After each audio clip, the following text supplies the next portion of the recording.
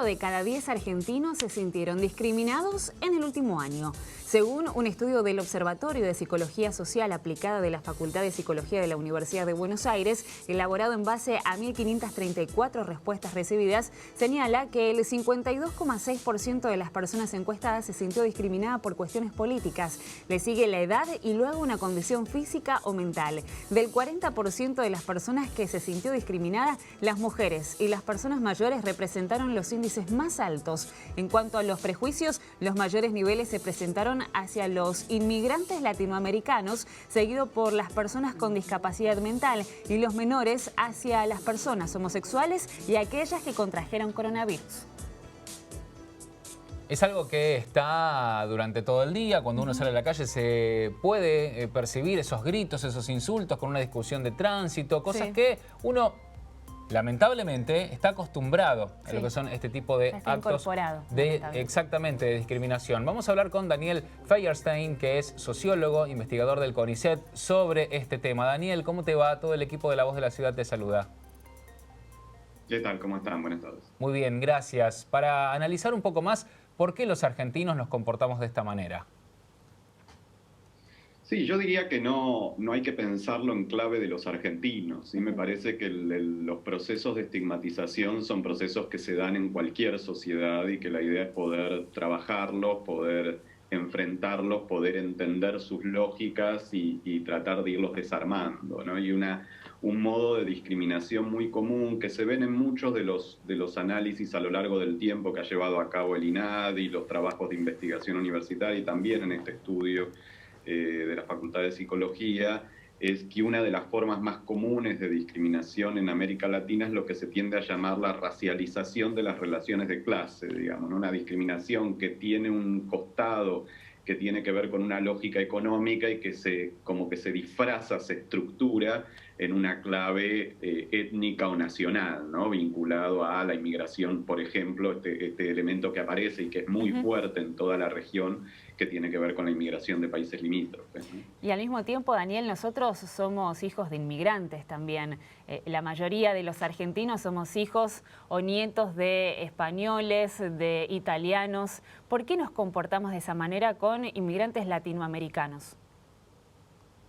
Básicamente porque una de las formas clásicas de la discriminación tiene que ver con mecanismos de proyección en el otro de nuestras propias angustias o resentimientos o enojos o frustraciones, ¿no? Y me parece que esto ha tenido que ver con un conjunto de discursos que han cobrado mucha fuerza en nuestra sociedad, parte dirían en las últimas 2 o 3 décadas, ¿sí? Desde el inicio del siglo XXI, que es tratar de plantear una explicación de la crisis económica que la pondría en cabeza de la inmigración limítrofe, algo que no se sostiene desde ningún análisis, de ningún dato económico concreto, pero que haría plantear esta idea de que el trabajo que no tenemos lo tienen los inmigrantes, que el presupuesto estatal se va en ayudas o en acciones a los inmigrantes, y esto, aunque no se sostiene en ninguna situación concreta, empieza a calar en la gente a partir de un conjunto de discursos, muy en especial de ciertos medios de comunicación, y que es muy preocupante en el sentido de que si se empieza a generalizar puede generar situaciones mucho más graves que la mera discriminación, ¿no? O sea que queda en el inconsciente esa idea de que nos vienen a sacar el trabajo, nos vienen a sacar los lugares disponibles para la educación, y ahí es donde comienza lo que sería esa discriminación en cadena, ¿no, Daniel?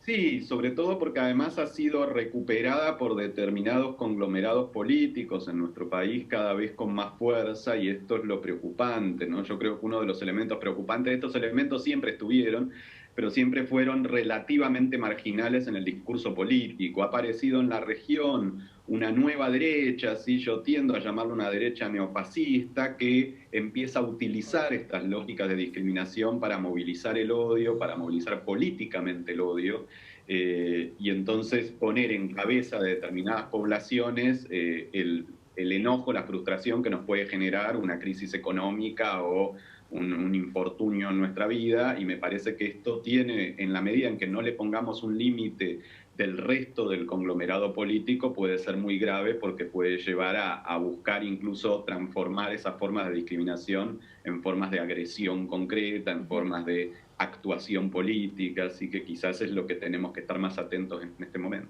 Daniel, por otro lado, en el informe destacaba una cierta discriminación por cuestiones físicas, por ejemplo. Y yo me voy a la educación y a los niños, a los más chiquitos, porque todo esto se tiene que educar y desde muy pequeños, porque si no llevamos adelante buenos conceptos en cuanto a la no discriminación, eso va a continuar y cada vez va a ser más importante la discriminación que uno puede llevar adelante a medida que uno va creciendo. ¿Cómo se trabaja con los chicos, con los más chiquitos, para abordar el tema de la discriminación? Bueno, ese es un gran desafío, ¿sí? Porque creo que una forma clásica de abordaje ha tenido que ver con un discurso muy moralizante que al final termina generando el efecto contrario, ¿sí? Esto es tratar de convencerle al niño de que ese bullying o ese maltrato o esa discriminación es algo que está mal y no se hace. Y la verdad que no termina siendo muy útil porque en general uno cuando va creciendo va enfrentando a la autoridad y por lo tanto mucho más importante que plantear que está mal es tratar de entender por qué ocurre y tratar de que cada uno pueda identificar que puede ser el sujeto de ese proceso de persecución, no solamente el que lo lleva a cabo, sino también el que lo sufre, ¿sí? Me parece que es más importante tratar de entender en los distintos grupos sociales qué es lo que está ocurriendo, por qué se están transfiriendo de ese modo los resentimientos, los odios, las frustraciones y ver cómo cambiar ese funcionamiento social más que insistir en la negatividad del proceso de discriminación desde un modo así moralizante o con el dedito levantado, que la verdad que no termina de jugar ningún rol concreto en la transformación de las prácticas. Más allá de estas estadísticas que te estábamos contando, Daniel, imaginamos que si uno lo compara a lo que nos pasaba cuando nosotros íbamos al colegio, por ejemplo, hoy hablar con un adolescente es completamente distinto, porque entiende las cosas de otra manera, tienen una apertura mental completamente diferente y seguramente a vos te habrá sonado cuando íbamos al colegio nosotros esa frase de y tenés que pasarlo porque los chicos son crueles en el colegio, defendete, y si no, teníamos que caer en lo otro, terminar... buscar un enfrentamiento a las piñas, ¿no? Como para poder responder, que esa era la otra respuesta. Por lo pronto, te lo digo desde un lugar personal de haber ido a un colegio de varones donde era muy normal todo ese tipo de dichos, de discriminación y terminar en eso, ¿no? Sí, digo, justamente en ese momento de la preadolescencia, de la adolescencia, esos ritos de inicio, esas lógicas del bullying, ese derecho de piso de ingresar a algunos lugares, es algo que ha estado siempre muy instalado. Por eso digo, no es que se trate de una novedad, lo que va cambiando son quiénes son los sujetos que sufren más esos procesos de estigmatización, que a veces está centrado en un grupo, a veces se traslada a otro, hay algunos que se sostienen en el tiempo, pero creo que por eso lo que hay que trabajar es esas dinámicas que se generan dentro del grupo y que cada uno pueda dar cuenta y sentir qué es lo que está apareciendo en esa necesidad de maltrato, qué es lo que está apareciendo en ese odio que se expresa de esa manera y poder trabajarlo más grupalmente dentro del espacio del aula, pero insisto, buscando que pueda emerger el motivo de esas lógicas, cuál es el sufrimiento que está detrás de eso y no tanto una cuestión de insistir en que es algo que no hay que hacer, porque si no entendemos por qué ocurre, si no entendemos el sufrimiento que está detrás y que lo genera, claro, es muy difícil que podamos transformar esa práctica, ¿no? Incluso la capacidad quizás de verlo desde otro lugar, de poder plantear incluso la propia burla sobre esa situación, ¿sí? O sea, lo que pasa es que requiere un trabajo mucho más complejo, ¿no? Que implica meterse en la propia dinámica del grupo más que señalarlo desde afuera. Daniel, y encima vivimos en tiempos de pandemia en que se ha llegado a discriminar a médicos, enfermeros y hasta personas que han contraído el virus de coronavirus. Entonces los argentinos somos realmente muy difíciles en ese sentido.